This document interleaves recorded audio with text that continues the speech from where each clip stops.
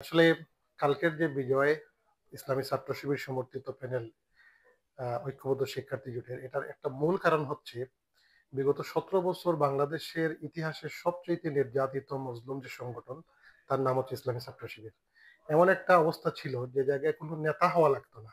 আপনি ছাত্র শিবিরের একজন কর্মী একজন সমর্থক এই পরিচয় পাওয়ার পরও আপনার উপর অমানসিক নির্যাতন হতো এবং এই নির্যাতনটা কাভার দেওয়া হতো শুধুমাত্র শিবির টেক দেওয়ার মাধ্যমে।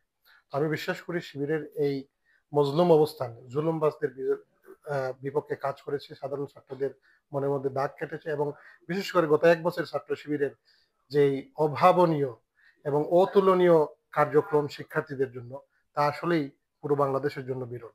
তো আমি আরেকটা জিনিস বলতে চাই, এখানে ছাত্রদলের বা বিএনপি পন্থীদের এত ভরাডুবি হওয়ার একটা বড় কারণ হচ্ছে তারাও সেই পুরনো ট্যাগিং এর রাজনীতিতে ফিরে যাওয়ার চেষ্টা করেছিলেন। তারাও সেই হাসিনার মতো রাজাকার ট্যাগিং দিয়ে ইসলামী ছাত্র শিবিরকে চেয়েছিলেন আবার অপদস্থ করার জন্য।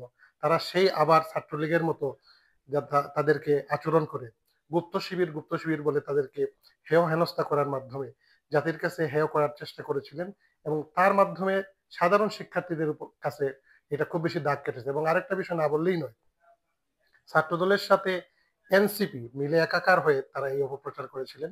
এনসিপির প্রার্থী আব্দুল কাদের একটি হলের মধ্যে গিয়ে বলেছিলেন যে আমাকে ভোট না দিলেও যাতে সাদিক কায়েমকে ভোট না দেন, অথবা আমরা এরকম শুনছি যে সাদিক কায়েমকে ভোট না দেওয়ার জন্য প্রচারণা করতেছেন কারণ সে আগে ছাত্রলীগ ছিল, এরকম বলতেছেন। তখন তারা প্রশ্ন করেছিল আপনি যারা যে ছাত্রলীগ আগে ছিল তাকে নিয়ে আপনারা জুলাই অভ্যুত্থান করতে পারলেন কিন্তু এখন কেন করতে পারবেন না?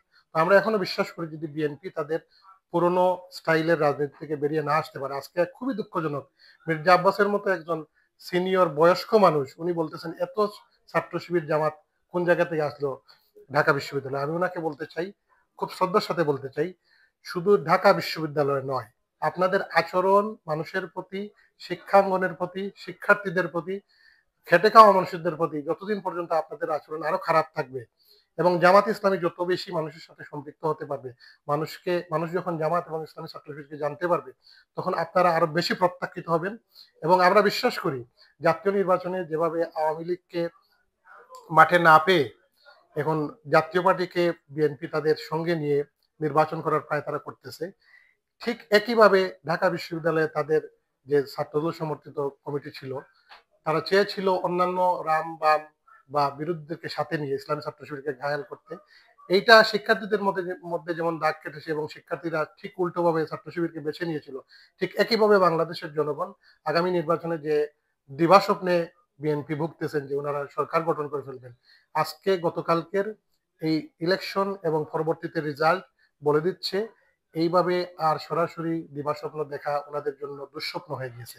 এবং বাংলাদেশের ইতিহাসে ইনশাআল্লাহ আগামী নির্বাচনেই আপনারা দেখতে পাচ্ছেন আজকে জাকসু নির্বাচন হবে আগামীকাল, আজকে থেকেই তারা কারচুপির জন্য ব্যালট বাক্স থেকে শুরু করে এর পাশাপাশি অবস্থান করতেছে। আমরা বলতে পারি রাতের ভোট যেভাবে আশা করছিলেন সেভাবে তারা করতে যাচ্ছে, কিন্তু আমরা বিশ্বাস করি আপামর ছাত্র জনতা সাধারণ শিক্ষার্থী কেউ তা মেনে নেবে না। বাংলাদেশের জনগণও একইভাবে কোনো ধরনের চাঁদাবাজি দখলদারিত্ব, এটা মির্জা আব্বাস সরাসরি আজকে বলে ফেলছেন। ওনাদের যারা জেনে তারা আপনার স্টেজে উঠে কথা বলে বক্তৃতা দেওয়ার সময় তারা দখলদারিত্ব চাঁদাবাজির বিরুদ্ধে তারাই একটু পরে গিয়ে এই অকর্মে যুক্ত হয়। সুতরাং আমরা এখান থেকে বলতেছি আমাদের বিজয়ের ইসলামী ছাত্র শিবিরের মূল বিজয়ের কারণ হচ্ছে শিক্ষার্থী বান্ধব কাজ, জনগণ বান্ধব কাজ। আর ছাত্রদলের মূল পরাজয়ের কারণ হচ্ছে শিক্ষার্থী বিমুখ কাজ এবং ট্যাগিং এর রাজনীতি। আমরা এখান থেকে আপনার চ্যানেলের মাধ্যমে সবাইকে বলবো যদি এই ট্যাগিং এর রাজনীতি তারা চালিয়ে যেতে থাকেন অদূর ভবিষ্যতে শেখ হাসিনার মতো যারা ট্যাগিং করে বাংলাদেশে টিকে থাকতে চেয়েছিল তাদের পরিণতির দিকে তাদের যাওয়া লাগবে। আমরা চাই না বাংলাদেশের শহীদ জিয়ার গড়া একটা দল এইভাবে নষ্ট হয়ে যাক, তারা আবার ফিরে আসুক, তাদের শুভ বুদ্ধির উদয় হোক। আগামী নির্বাচন ইনশাআল্লাহ চ্যালেঞ্জিং পজিশনে জামাত নিয়ে যাবে এবং জামাত নির্বাচনে জয়ী হওয়ার মতোই প্রস্তুতি নিয়ে আগাচ্ছে। ধন্যবাদ। সালাম আলাইকুম।